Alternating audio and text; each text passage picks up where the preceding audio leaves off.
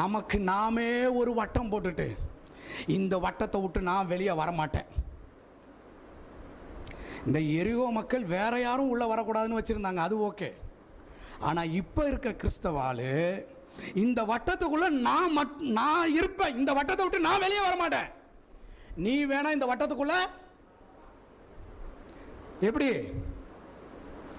பக்கத்தில் இருக்க கையை பிடிச்சி சொல்லுங்கள், கையை பிடிங்க, அவங்கள பாருங்கள். உங்களுக்குள்ளே ஒரு வட்டம் போட்டுக்கிட்டு உட்காந்துக்கிட்டு இருந்தீங்கன்னா,